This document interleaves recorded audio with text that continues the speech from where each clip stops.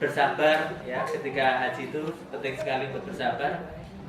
Sedikit saja ini, saya barusan malam kemarin saya membaca cerita tentang kisah Abu Hasan, seorang ulama yang waktu beliau berhaji itu di Mekah itu ketemu seorang wanita yang menurut beliau itu luar biasa kelihatan cerah dan bahagianya gitu. Yang kemudian Abu Hasan ditanya, kebahagiaan apa yang membuatmu kok seperti terlihat sangat bahagia seperti ini ya, kemudian wanita itu menceritakan bahwa engkau sebenarnya tidak tahu apa yang terjadi pada diriku ya, bahwa aku ini punya, saya lupa cerita lengkapnya, ini punya 3 putra ya, yang suatu ketika suaminya ini menyembelih kambing, terus kemudian anaknya yang nomor 2, ini kalau saya tidak salah ceritanya, melihat itu kemudian mengajak adiknya, ayo begini loh caranya Abi tadi memotong kambing. Nah kemudian dipotonglah adiknya itu, disembelihlah adiknya itu ya. Yang karena itu kemudian ayahnya kaget meninggal dunia atau apa, pokoknya akhirnya wanita itu menjadi sebatang kara ya. Kemudian Abu Hasan bertanya ya, lalu kenapa engkau kok masih bersabar ya? Dan wanita itu menjawab bahwa memang beda antara bersabar dengan tipis, dan bedanya itu beda antara bersabar dan mengeluh, dan memang bedanya itu tipis sekali ya. Tetapi yang jelas bersabar itu sebenarnya adalah mengubah yang lahir.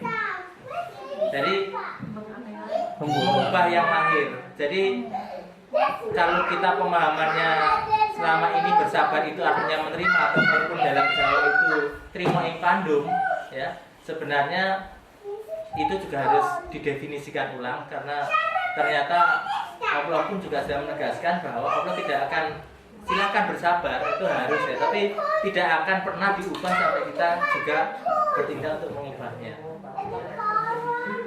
Saya rasa itu saja tadi, bersabar, kemudian toleransi